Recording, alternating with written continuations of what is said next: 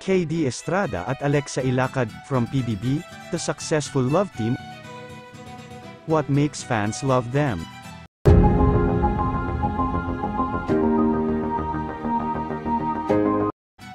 Sa maingay at palaging nagbabagong mundo ng showbiz dito sa Pilipinas, kung saan ang mga uso ay parang bagyong dumaraan. May isang love team na hindi lamang nakatayo sa gitna ng kaguluhan kundi nagawang mag-iwan ng marka sa puso ng marami. Kilalanin si KD Estrada at Alexa Ilacad, o mas kilala bilang KD Lex, na naging sensasyon at nagbigay ng kakaibang sigla sa industriya na mahirap talagang balewalain. Ang kanilang kwento ay nag-umpisa ng natural sa loob ng bahay ni Kuya, Pinoy Big Brother Celebrity Edition, kung saan si KD, na ipinakilala bilang musical wonderboy ng Parañaque, at si Alexa, kilala bilang smartista Unicahiya ng Pasig, ay natuklasan ang malalim na koneksyon sa gitna ng kanilang mga mental health challenges. Mula sa tunay na pagkakaibigan, naging di malilimutang love team sila, at ang KD Lex ay sumiklab bilang isang puwersa na mahirap kalabanin.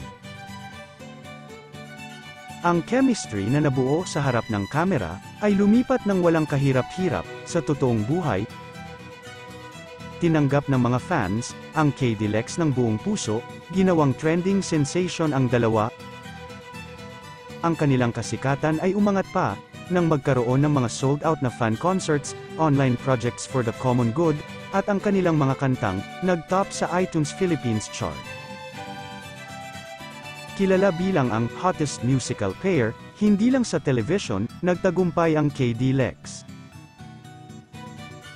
Dinala nila ang kanilang talento sa ibang bansa, sumama sa Beyond the Stars, US tour ng Star Magic,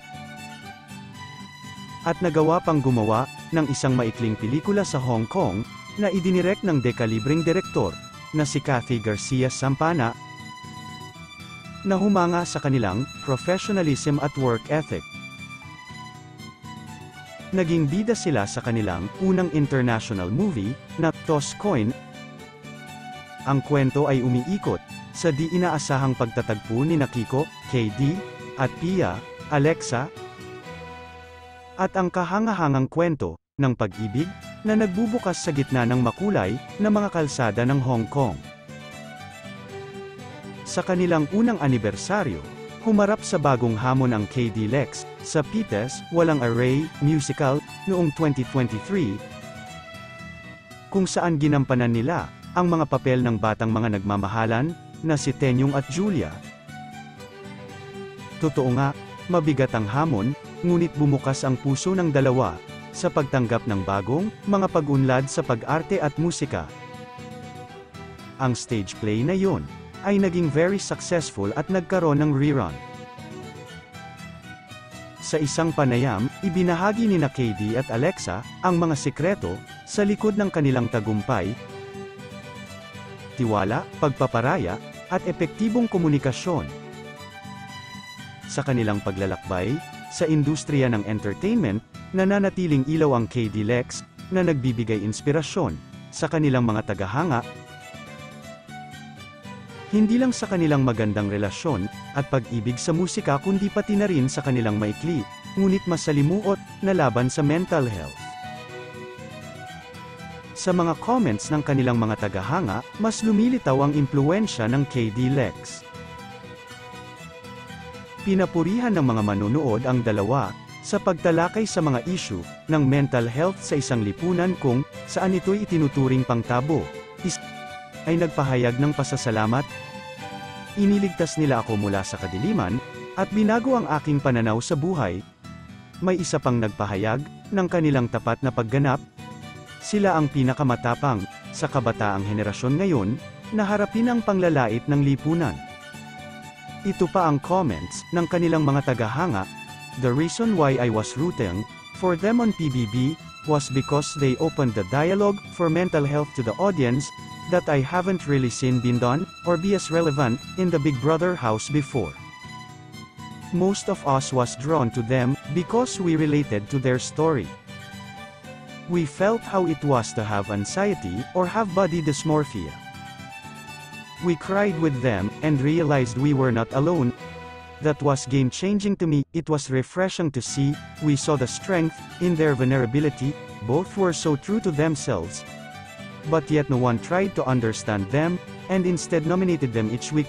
Which goes to show that the Philippines still has a long way to go in terms of educating people on mental health, how to understand, to listen, and not point judgment straight away.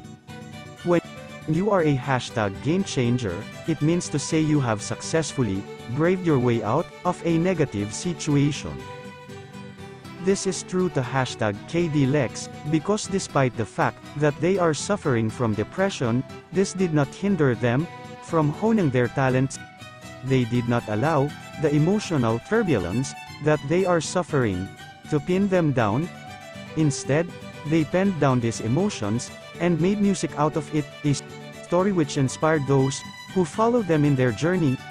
As artists and mental health advocates, they are in the essence the real #game changer. Ang epekto ng KDLex ay dumarami sa iba't ibang aspeto ng buhay.